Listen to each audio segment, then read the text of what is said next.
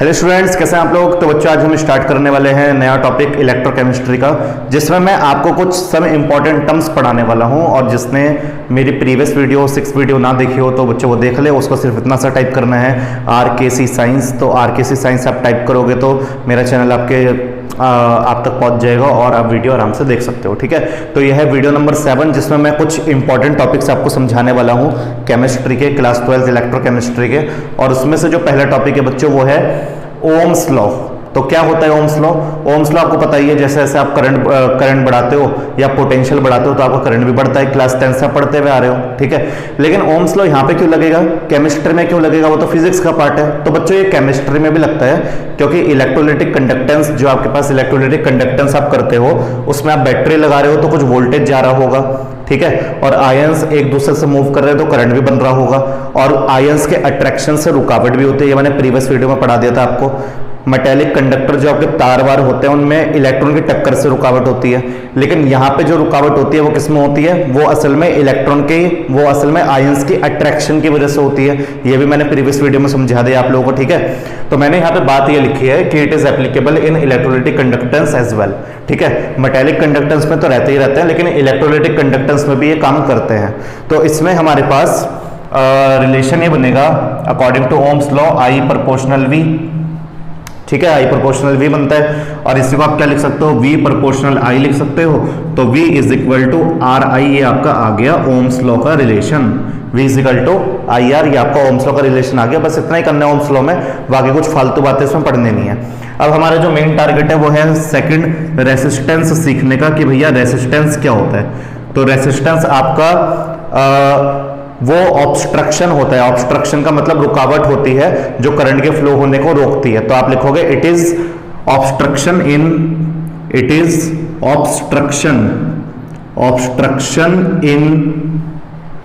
The path of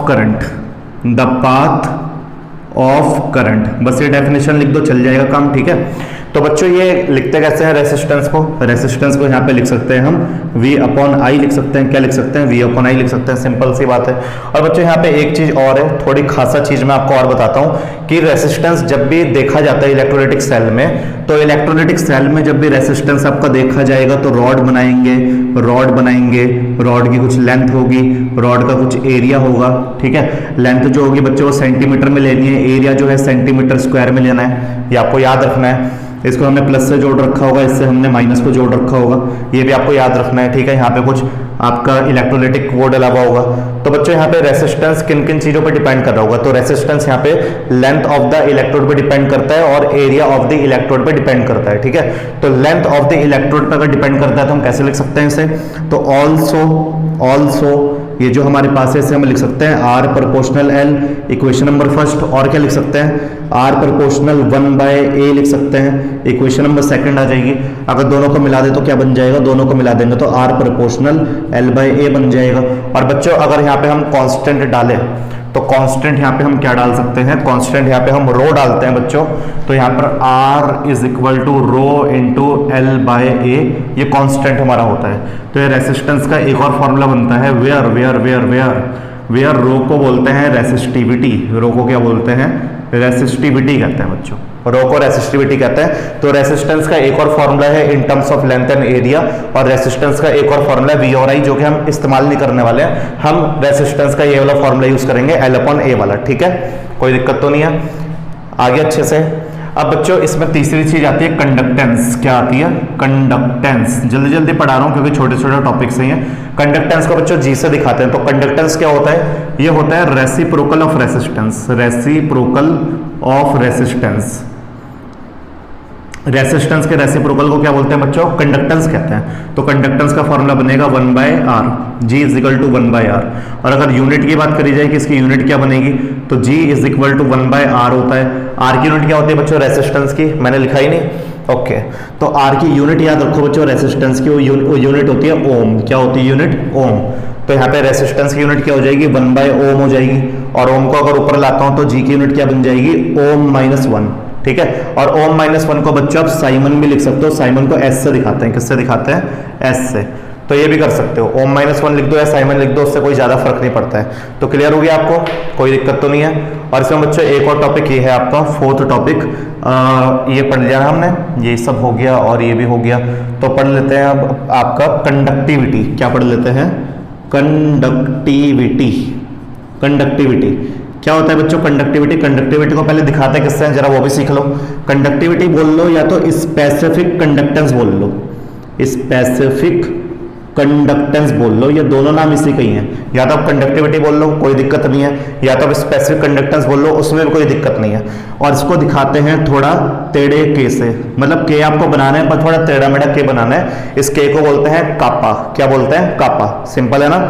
तो जैसा कि बच्चों आप जानते हो कंडक्टेंस आपका रेसिप्रोकल होता है रेसिस्टेंस के, वैसे आप कंडक्टिविटी के लिए क्या बोल सकते हो कि वो रेसिस्टेंस की वो रेसिप्रोकल किसकी होगी? रेसिस्टिविटी के। तो यहाँ पे हम बोलेंगे जो हमारा कंडक्टिविटी होगा वो रेसिप्रोकल होगा रेसिस्टिविटी के। ये हमने बना दिया, बोर्ड से बाहर तो नहीं जा रहा है, एक मिनट जरा देखें तो सही है, ठीक है, कोई दिक्कत नहीं है। अगर बच्चों यूनिट की बात करें, इसमें आप डेफिनेशन क्या लिखोगे? It is the reciprocal of resistivity. What is conductivity? What is specific conductance? It is the reciprocal of resistivity. और इसकी यूनिट क्या होती है भाई? रो की यूनिट निकालनी पड़ेगी, जरा निकाल लेते हैं। और rho is equal to R into A upon L, तो क्या हो जाएगा? ओम हो जाएगा। और इसका सेंटीमीटर स्क्वायर, और इसका सेंटीमीटर, सेंटीमीटर से सेंटीमीटर कट गया तो ओम सेंटीमीटर बनेगी रो की। रो की क्या यूनिट बनेगी? ओम सेंटीमीटर। तो यहाँ पे हम लिखेंगे 1 अपॉन ओम सेंटीमीटर। अब जब ये ओम सेंटीमीटर बच्चों ऊपर आएगा तो क्या बन जाएगा? ये ओम सेंटीमीटर बन जाएगा ओम -1 सेंटीमीटर -1। और ओम -1 को आप क्या लिख सकते हो? साइमन भी लिख सकते हो। तो इसकी यूनिट बनेगी साइमन सेंटीमीटर -1। ठीक है। तो कंडक्टिविटी क्या होता है? कंडक्टिविटी रेसिप्रोकल ऑफ रेसिस्टिविटी होता है। रेसिस्टिविटी को ओम सेंटीमीटर लिखते हैं यूनिट। ओम सेंटीमीटर को ऊपर लाओगे तो ओम -1 सेंटीमीटर -1 हो जाएगा। और ओम -1 को आप साइमन भी लिख सकते हो। तो बच्चों इस तरीके से हम ये थोड़ी बहुत छोटी मोटी चीज़ें जो हैं ये फटाफट डिस्कस कर रहे हैं। ऐसा तो नहीं लग रहा है आपको कि जल्दीबाजी में पढ़ा रहा हूँ, क्योंकि पहले भी आपने काफ़ी बार पढ़ा होगा ये, ठीक है। तो इसलिए मैं आपको जल्दी जल्दी ये कवर अप करा रहा हूँ ताकि हम मेन टॉपिक पे जल्दी से पहुँच सकें। ओके, क्लियर हो गया? तो जल्दी जल्दी आप इसे नोट करिए, उसके बाद अगला करते हैं। जल्दी जल्दी नोट करिए। ओके बच्चों, तो जो पॉइंट नंबर 5 है वो है रेसिस्टिविटी का। पॉइंट नंबर 5 जो है वो रेसिस्टिविटी का है। रेसिस्टिविटी को स्पेसिफिक रेसिस्टेंस भी कहते हैं। अभी अभी यहाँ पे मैंने आपको पॉइंट नंबर 2 में बनाना सिखा दिया था वो। तो रेसिस्टिविटी का फॉर्मूला क्या बनेगा? रेसिस्टिविटी का फॉर्मूला बनेगा rho is equal to R into A by L. यही तो बनेगा, rho is equal to R into A by L, है ना। तो आपको अगर इसको डिफाइन करना है तो कैसे कर सकते हो? बहुत आसान है। एरिया मान लो इलेक्ट्रोड का 1 सेंटीमीटर स्क्वायर, और लेंथ कितनी मान लो? 1 सेंटीमीटर मान लो। तो रेसिस्टिविटी किसके बराबर आ गई? आर के बराबर। तो क्या बोलोगे? Resistivity is the resistance of electrolyte. Resistivity is the resistance of electrolyte when area of electrode is 1 centimeter and distance between the two electrode is 1 centimeter। मतलब length of the electrode is 2 centimeter, 1 centimetre, sorry तो क्यों बोल रहा हूँ यार मैं, अजीब ही है, ठीक है। तो यहाँ पे क्या हो जाएगा? यहाँ पे हो जाएगा resistivity is the resistance of electrolyte, resistance of electrolyte, ठीक है, electrolyte having 1 centimeter square area and 1 centimeter length of the electrode, length of the 1 centimeter distance separation of the electrode, distance separation of the electrode, of the difference separation between two electrodes, between 2 electrodes कह देंगे तो बहुत बढ़िया चलेगा, कोई दिक्कत नहीं है। आगे समझ में कोई दिक्कत तो नहीं है। तो इससे बच्चों रेसिस्टिविटी आप इसको ऐसे डिफाइन कर सकते हो। और कंडक्टिविटी कर लिया, रेसिस्टिविटी कर लिया, और क्या बचा है? थोड़ी बहुत चीजें और बची हैं, वो भी कर लेते हैं। तो अब है बच्चों आपका पॉइंट नंबर 6, जिसे बोलते हैं सेल कांस्टेंट। क्या बोलते हैं? सेल कांस्टेंट कहते हैं, जिसको जी सितारे से दिखाते हैं, जी स्टार से दिखाते हैं। तो क्या होता है सेल कांस्टेंट? बहुत ही सिंपल है बच्चों। तो सेल कांस्टेंट होता है आपका length of the electrode to the area of the electrode. It is the ratio of length of the electrode to the area of the electrode. और इसकी यूनिट क्या होती है? तो यूनिट देखो ऐसे पता कर लेंगे, यूनिट हो जाएगी जी सितारा इज इक्वल टू एल का क्या लिखोगे? एल का लिखोगे सेंटीमीटर, एरिया का क्या लिखोगे? सेंटीमीटर स्क्वायर, सेंटीमीटर से सेंटीमीटर गया तो जी सितारा क्या बन जाएगा बच्चों? सेंटीमीटर -1 बन जाएगा, सेंटीमीटर -1। क्लियर हो गया? अगर डेफिनेशन लिखनी होगी तो क्या लिखोगे? डेफिनेशन लिखोगे cell constant is the constant of every cell, cell constant is the constant of every cell which is given by the length of the electrode to divided by the area of the electrode. ठीक है, या तो आप ये लिख लो या तो आप ये लिखो cell constant is the ratio of length of the electrode to the area of the electrode. ये लिख लो, कोई दिक्कत वाली बात नहीं है। क्लियर हो गया? अच्छे से क्लियर हो गया? तो जल्दी जल्दी आप इसे नोट करिए, उसका आगे करते हैं बच्चों। पॉइंट नंबर 7 करते हैं। ओके बच्चों, ये जो 3 पॉइंट है ये बहुत ज्यादा इंपॉर्टेंट है, बहुत ज्यादा। अभी तक जो छुटको मुटको पॉइंट निपटाए हैं वो तो सिंपल थे, उसमें कोई प्रॉब्लम नहीं है, पर ये वाले पॉइंट बहुत इंपॉर्टेंट है। मोलर कंडक्टिविटी, इक्विवेलेंट कंडक्टिविटी और कंडक्टिविटी बहुत ज्यादा इंपॉर्टेंट है बच्चों। ठीक है, तो मोलर कंडक्टिविटी को किससे दिखाते हैं बच्चों? लैम्डा एम से दिखाते हैं, ये बात याद रखो, लैम्डा एम से, उल्टा लैम्डा बोलते हैं इसे, लैम्डा एम। ठीक है, इक्विवेलेंट कंडक्टिविटी को किससे दिखाते हैं? लैम्डा ई क्यू से। और कंडक्टिविटी का एक और नाम है बच्चों स्पेसिफिक कंडक्टिविटी भी कहते हैं या कंडक्टेंस भी कहते हैं। स्पेसिफिक कंडक्टिविटी भी कह लो या तो इसको कंडक्टेंस भी कह लो, कोई दिक्कत वाली बात नहीं है। ठीक है, और इसको दिखाते हैं कापा से। किससे दिखाते हैं? कापा से दिखाते हैं, सिंपल है। तो बच्चों ये बताओ कि तीनों का डिफरेंस एक साथ समझ लेते हैं फटाफट। ठीक है, डिफरेंस भी हो जाएगा, डेफिनेशन भी हो जाएगा और समझ भी इकट्ठा लेंगे। ठीक है, तो यहाँ पे मैं एक इलेक्ट्रोलाइटिक सेल बनाने वाला हूँ बच्चों, यहाँ पे मैं इलेक्ट्रोलाइटिक सेल बनाने वाला हूँ, ये प्लस हो गया और ये माइनस हो गया और यहाँ पे इसका कुछ सॉल्यूशन हो गया। यहाँ पे भी मैं इलेक्ट्रोलाइटिक सेल बनाऊंगा, ये कुछ प्लस हो गया, ये कुछ माइनस हो गया और यहाँ पे कुछ सॉल्ट हो गया। ठीक है, और यहाँ पे भी मैं इलेक्ट्रोलाइटिक सेल बनाऊंगा, ये प्लस हो गया, ये माइनस हो गया और यहाँ पे कुछ आपका सॉल्यूशन हो गया। ठीक है, तो यहाँ पे बच्चों मैं इलेक्ट्रोलाइट डालूंगा, यहाँ पे कंडक्टिविटी करने के लिए मुझे इलेक्ट्रोलाइट डालनी पड़ेगी, करंट देखने के लिए मुझे इलेक्ट्रोलाइट डालना पड़ेगा। तो यहाँ पे मैं डालूंगा 1 मोल इलेक्ट्रोलाइट। क्या डालूंगा? 1 मोल इलेक्ट्रोलाइट। यहाँ पे मैं क्या करूंगा? यहाँ पे मैं 1 ग्राम इक्विवेलेंट इलेक्ट्रोलाइट डालूंगा। यहाँ पे मैं क्या डालूंगा? 1 ग्राम इक्विवेलेंट इलेक्ट्रोलाइट। और यहाँ पे आप चाहे मोलों में डालो चाहे ग्रामों में डालो, उसमें कोई फर्क नहीं पड़ता है। ठीक है, यहाँ पे डालेंगे 1 ग्राम और यहाँ पे डालेंगे 1 मोल। कंडीशन है भाई, और कंडीशन को तो मानना ही पड़ेगा। तो यहाँ पे डाल दिया हमने 1 मोल या 1 ग्राम, उससे कोई फर्क नहीं पड़ता। तो यहाँ पे भी इलेक्ट्रोलाइट आपका आ गया A plus B minus, A plus B minus कुछ आ गया, ये प्लस की तरफ और ये माइनस की तरफ, माइनस वाला प्लस की तरफ जाने लग गया। यहाँ पे भी आपने डाला पर ये ग्रामों में डाला बच्चों, A plus B minus, A plus B minus, ये माइनस की तरफ गया और ये प्लस की तरफ गया। यहाँ पे भी आपने क्या करा? A plus B minus, A plus B minus, ये इधर की तरफ गया और B आपका इधर की तरफ गया। तो यहाँ पे कंडक्टिविटी होने लग गई, आयंस करंट बनाने लग गए, आयंस के अंदर करंट आया और आयंस करंट फ्लो करा रहे हैं।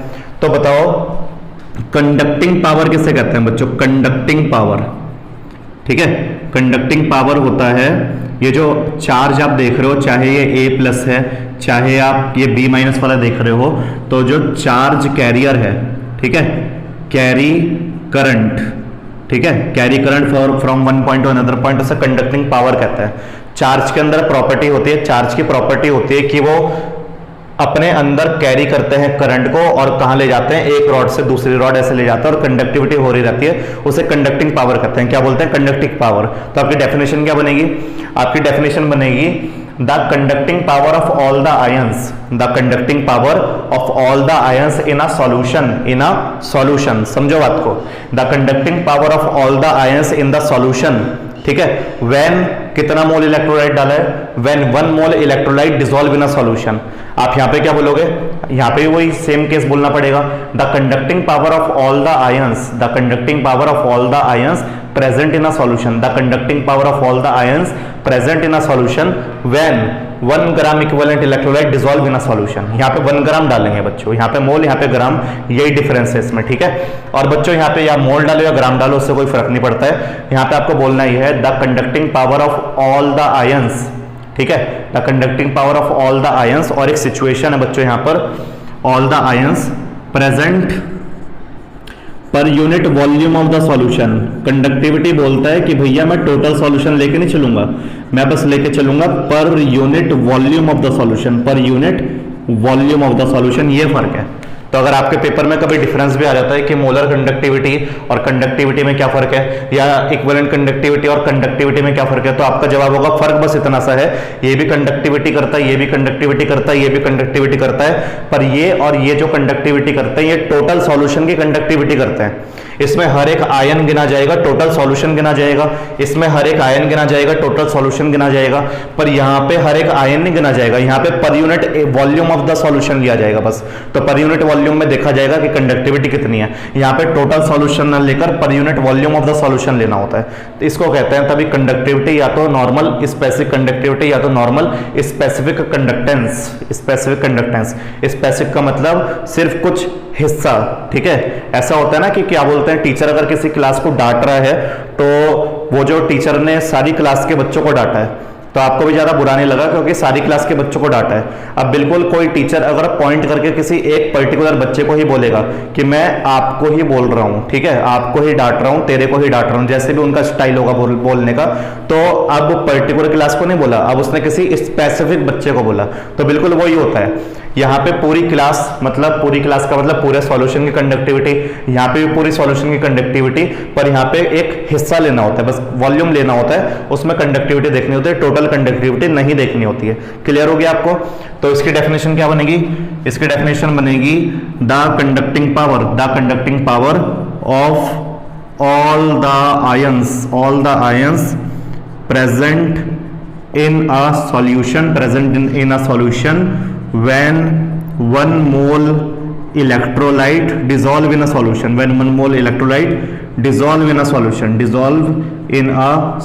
ये बन गई इसकी डेफिनेशन। क्लियर हो गया? इसका बच्चों फॉर्मूला क्या बनेगा? फॉर्मूला बनेगा lambda m is equal to kappa conductivity into 1000 और डिवाइडेड बाय मोलैरिटी, यहाँ पे बनेगा इसका फॉर्मूला ये। और इसकी यूनिट क्या बनेगी बच्चों? तो यूनिट इसकी बनेगी, अगर आपको यूनिट सॉल्व करनी है तो आप सॉल्व भी कर सकते हो। कापा की यूनिट क्या होती है?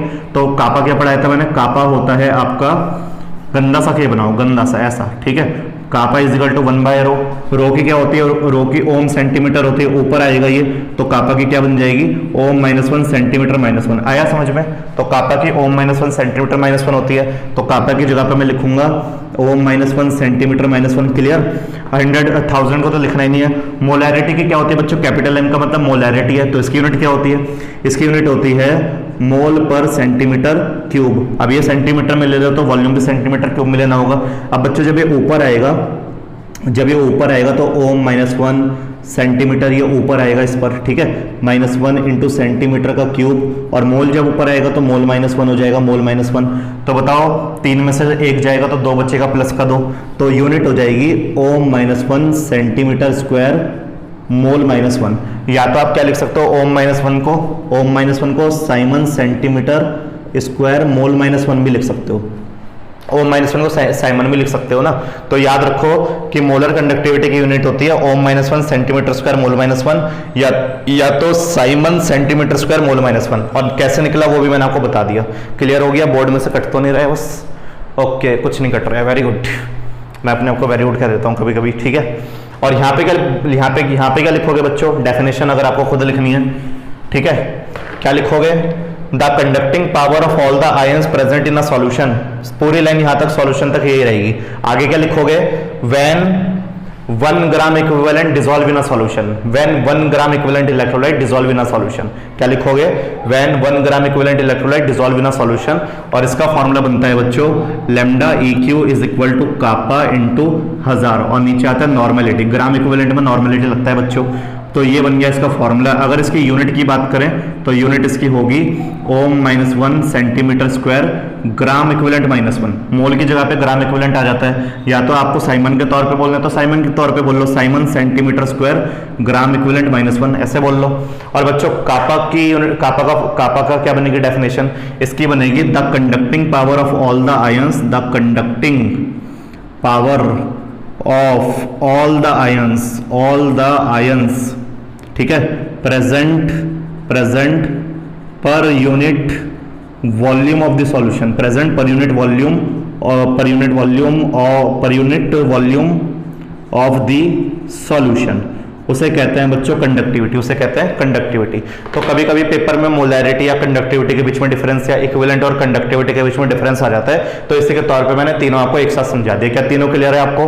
कोई दिक्कत तो नहीं है? फॉर्मूला इसका यही होगा, फॉर्मूला इसका कापा वाला जो होता है वो 1/ρ होगा, ठीक है। बाकी इसकी यूनिट आपको पता ही है, ओम -1 और सेंटीमीटर -1 होती है, ठीक है।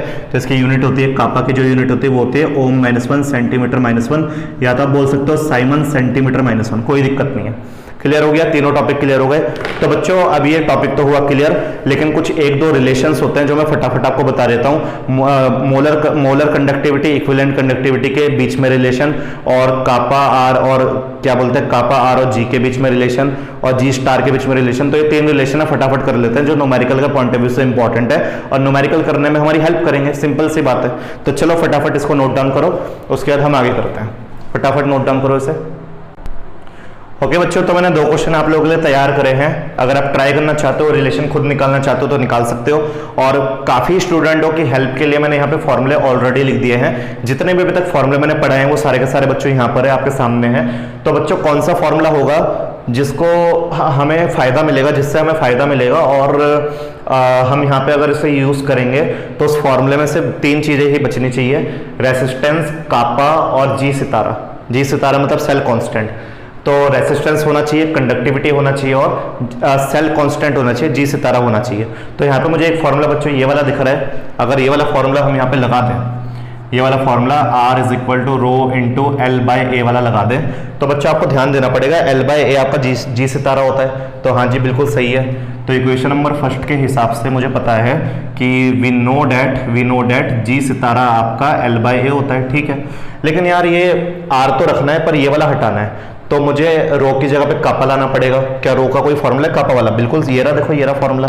तो यहाँ पे मैं लिख सकता हूँ कि रो की जगह पे आप 1/कापा भी लिख सकते हो, ठीक है। तो देन इक्वेशन फर्स्ट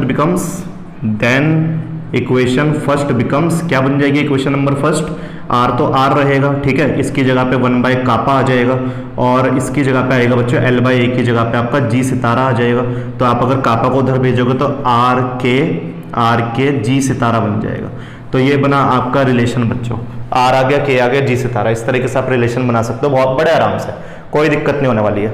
आ गया समझ में? कोई दिक्कत तो नहीं है। अब यहाँ वाला आप अगर खुद करना चाहते हो तो एक बार ट्राई करो, कंडक्टिविटी, कंडक्टेंस और जी सितारा, ठीक है। तो क्या होगा बच्चों, इसके लिए भी फॉर्मूला अगर मैं लगा दूं ये वाला कि R = ρ × L/A, तो आपको पता है कि ठीक है जितना भी है 1/कापा है ना। अच्छा, R को क्या लिख सकते हैं बच्चों? R को क्या लिख सकते हैं? क्वेश्चन नंबर फर्स्ट मान लो तो R को लिख सकते हैं, यहाँ पे देखो G = 1/R होता है, तो R को क्या लिख सकते हैं? R को 1/G लिख सकते हैं, G चाहिए ना यहाँ पर। और क्या लिख सकते हैं? और रो को 1/कापा लिख सकते हैं, ठीक है। तो देन इक्वेशन फर्स्ट बिकम्स, गंदा सा के बनाना, ठीक है। देन इक्वेशन नंबर फर्स्ट क्या हो जाएगी? 1/G आ जाएगा, ये 1/कापा आ जाएगा, और क्या आ जाएगा? ये आ जाएगा L/A की जगह पे क्या होगा? L/A की जगह पे जी सितारा लिख दो, तो ये हो जाएगा जी सितारा, ठीक है। कापा को क्रॉस मल्टीप्लाई उधर कर दो, जी की क्रॉस मल्टीप्लाई इधर, तो क्या हो जाएगा? Conductivity = conductance multiply cell constant. तो ये निकलता है इसका रिलेशन। तो ये रिलेशन आपके पेपर में 2 मार्क्स में या 1 मार्क्स में प्रूफ करने को आता है या सीधा नॉर्मल लिखने को आता है, तो आप लिखकर दिखा सकते हो। क्लियर हो गया? ये दोनों रिलेशन क्लियर हो गए। जल्दी जल्दी नोट करो बच्चों दोनों रिलेशन, ठीक है। 1 2 3 4 नोट करो। अच्छा, उसके बाद बच्चों क्या होता है? उसके बाद एक और रिलेशन है, और वो जो रिलेशन है वो हमारा मोलर कंडक्टिविटी और इक्विवेलेंट कंडक्टिविटी के ऊपर है। तो इसको भी रिलेशन कर लेते हैं। क्वेश्चन नंबर 3, रिलेशन किसके बीच में? मोलर कंडक्टिविटी के बीच में, और किसके बीच में? इक्विवेलेंट कंडक्टिविटी के बीच में। और हमारा तार पता नहीं आज में क्यों परेशान कर रहा है इतना, ठीक है, बहुत परेशान कर दिया इसने। तो यहाँ पर हम लिखेंगे मोलर कंडक्टिविटी का फॉर्मूला। मोलर कंडक्टिविटी का होता है कापा × 1000 upon molarity, equation number first. Equivalent conductivity का क्या होता है, कापा इंटू 1000 डिवाइडेड बाय नॉर्मेलिटी। ये होगा इक्वेशन नंबर सेकंड। तो मुझे रिलेशन निकालने के लिए इन दोनों को डिवाइड कर देता हूँ। तो equation first divided by equation number second, तो क्या हो जाएगा, molar conductivity divided by equivalent conductivity. तो ये हो जाएगा कापा इंटू 1000 डिवाइडेड बाय मोलर और कापा इंटू 1000 डिवाइडेड बाय नॉर्मल। ये दोनों एक दूसरे से कट जाएंगे, नॉर्मल ऊपर आ जाएगा, मोलर नीचे आ जाएगा। तो lambda M upon lambda E Q is equal to normal upon molar. इस तरीके से हम इसका रिलेशन निकाल सकते हैं, जो कि न्यूमेरिकल के पॉइंट ऑफ व्यू में काम आएगा। तो बच्चों क्लियर हो गया आपको रिलेशन, कोई दिक्कत तो नहीं है, नोट डाउन कर लो। ओके, तो अब मिलेंगे आपसे नेक्स्ट वीडियो में, जिसमें मैं इसके न्यूमेरिकल्स कराऊंगा, सभी के न्यूमेरिकल्स करेंगे। और ये वीडियो थ्योरेटिकल वीडियो थी, आप अच्छे से पढ़ लेना, बार बार रिवाइज कर लेना, तो आराम से आपको ध्यान हो जाएगी सारी की सारी चीजें। तो मिलते हैं आपसे नेक्स्ट वीडियो में, अभी के लिए इतना ही। Okay, thank you.